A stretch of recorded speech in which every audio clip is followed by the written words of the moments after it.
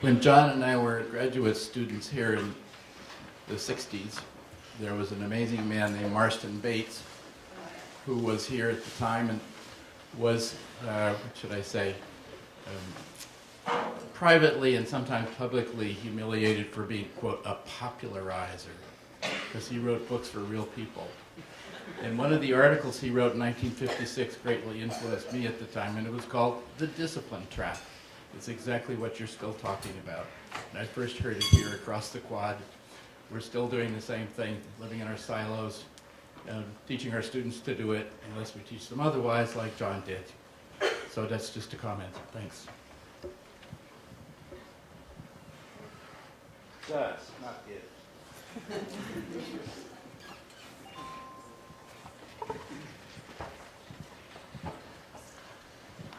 So the last speaker seems to put forward something that I've been thinking about with the whole piece on global warming and trying to explain to people why there are some scientists that say one thing and some scientists with another discipline say another thing, and that science is a study of reality, I mean, as far as I can gather. And the disciplines come from the fact that the human brain is limited and can only focus on a few subjects at a time. So it seems to me interdisciplinary, if you're going to be more scientific about it, should be the scientific approach, just recognizing the limitations of the human brain more so than how reality exists, right?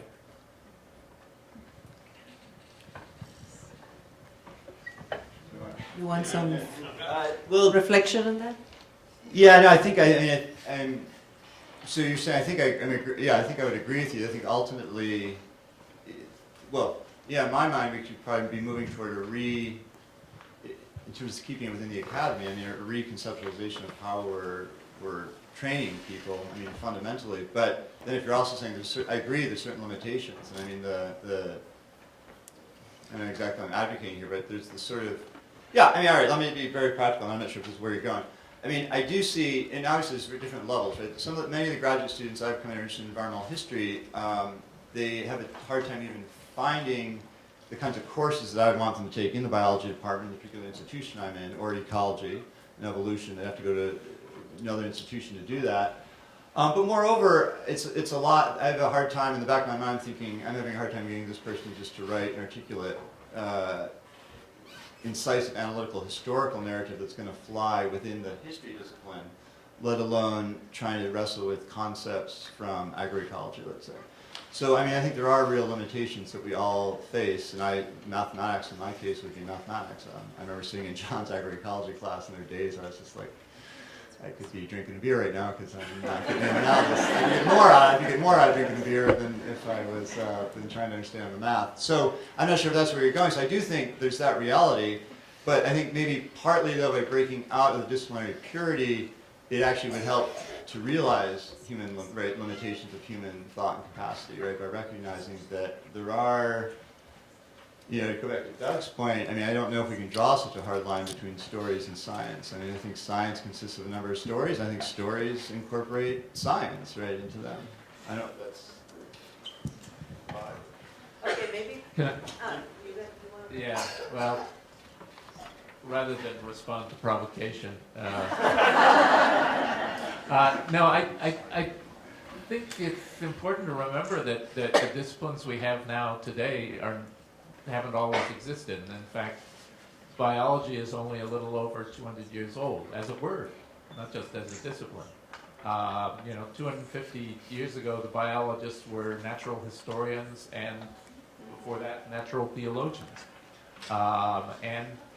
There were disciplines, 100 years ago, eugenics was an important discipline. A little older than that, phrenology was an important discipline. With departments and people in universities and funding and journals and all the apparatus. So, I guess on the one hand, I think crossing the boundaries is really important, but it's always going on, and part of the effect of it is to create new departments, new disciplines with their own new boundaries, and the next generation has to break those down. Okay, we have, also, I want the other panels to come in and for questions for them as well. We have a question here. So this is another one. This is also for Doug. So in talking about things like climate change, and there are other issues that have a similar sort of public presence, like historically speaking, for example, leaded gasoline, where you have a lot of the messaging is mediated by large groups that perhaps know very well what the actual science is, but have very strong interests to present something that they know isn't true. And so this isn't, and to a certain extent, this isn't a matter of convincing people. This is a matter of people saying things that they know very well aren't true, and they know they're going to go back on in the future, but are promoting a certain context as it is expedient. And so I was wondering how you think about these processes in the context of convincing people. Like, do you convince people, or how do these play a role when you're trying to convince somebody about global warming? Because it seems like it's something important to take account of. If I may, there's a really good quote in Ashley Montagu's Mankind's Most Dangerous Myth concerning a reporter who interviews Adolf Hitler about the concept of race. And Hitler in the interview says, I know full well that the way that I've been portraying race isn't true. But however, I'm going to take the concept of race and use it as a weapon to galvanize my political agenda for Germany. Does that sound familiar, like Donald Trump? So, I mean, at the end of the day, I mean, there's what we can learn about nature, but it always comes down to questions of interest groups who have political and social agendas, and whether we're going to allow these people to run their agenda or not. So, I mean, I think you just said it. Yeah, I just add to that. In some ways, the cases when it's the industry defending themselves by denying the science are not the hardest ones. I mean, everybody expected the tobacco companies to say that tobacco was not bad for you, or even that it was good for you. Everybody expects the fossil fuel industry to say fossil fuels are fine. The problem is precisely when they're able to hide that, when they're able to fund this so that it does not appear to come from them, because the fingerprints of clear self-interest, of profits and greed are not there, and that's why I think some of the recent stuff that has come out from the work of Inside Climate News and others on climate deception, that a lot of the fossil fuel companies knew that global warming was being caused by their product 20 and 30 years ago, and deliberately not only hid it, but in fact said the opposite because they knew that it would be bad for their profits. I think that's really important. It's when you can't show, or when it's at least not obvious that these people are just motivated by protecting their profits, that it becomes a little harder. Okay, we have Mercedes, and then after that, Michael. Yeah, it was a comment very much along those lines, because I think as someone who has dabbled a bit on climate issues, and as someone in academia, you have to play the game of being in academia. We can also play the game of theories of how we can change things.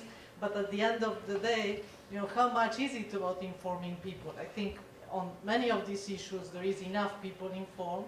The question is, what else can we do? Because I think we can develop these theories. There isn't time, and the forces that are messing things up are too strong. They have nothing to do with bottom up. We have to ask whether, in this political system, we can really, what can we do?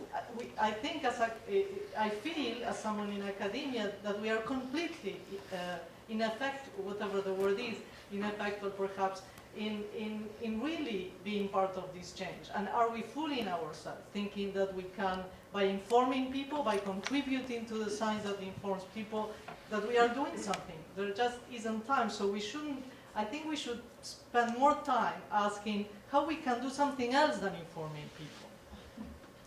because I think in this world, with the public interest and not public interest, the private interest, the global forces, the economy, it's a problem much more different than really informing people bottom up. And the question I constantly have is, what can we do, in particular when we are spending so much energy, playing the academic game, which is more and more about, producing papers that no one reads, then, what else should we be doing? And how else should we spend our time? And I think that's very different than this theory. Yes, so I wrote a piece in a volume having to do with African American or black pioneers in science called Science in the Belly of the Beast, which exactly addresses your question, because you're absolutely right. Writing a bunch of academic papers that people aren't going to read isn't going to change society. So one of the things I do is I try to work within organizations that have the potential to change society. So I am a member of the Racial Justice and Reconciliation Committee of the Episcopal Church of North Carolina, which is one of the most powerful churches in this country. And people who say that they believe in equity and justice. So I'm trying to move those people to live up to what they say they believe in. Let's see. Mike.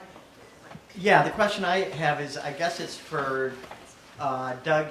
You started to deal with this, but when you talk about climate change or these other things, they're embedded in economic and political systems, and those all have to be talked about. I mean, to just say that these scientists are, that deny climate change are doing it for scientific reasons, no, there's not. There's usually an economic interest that you can trace back, whether it's Willie Soon getting laundered money. It's all about how do you use the science to basically make a political impact. And so I actually agree fully with Joe that what needs to be done is you have to work with organizations that are actually trying to do things on the ground and bring your science into that. Because if you try to do it in academia, there are problems there too. There are certain areas you can't go. There's certain things you cannot discuss, otherwise you will be gone after, right? And the only way to get around that is, I think, to use your science outside and work with the various social movements in this country and other countries to, further this. And I just wish you would have talked, you would have put more of the politics in your talk rather than make it sound like it's some kind of intellectual discussion, when it really is about power. And politics. Okay, so we are really running out of time. I'm gonna let Cruz say something, and then we can close, and then you can continue the discussion informally. So I'm a student of John's that left academia, and it just kind of cracks me up that everybody's saying, well, what should we do in academia? And I'm looking at everybody in this room, and I'm thinking the same thing that John did. Look at the people he created, and how much change has come from the people in this room, and where they've gone outside of academia and within academia. And it's like, can we each do that? Anyway, that's all I wanted to say was, he kind of showed everybody what they should do, I think.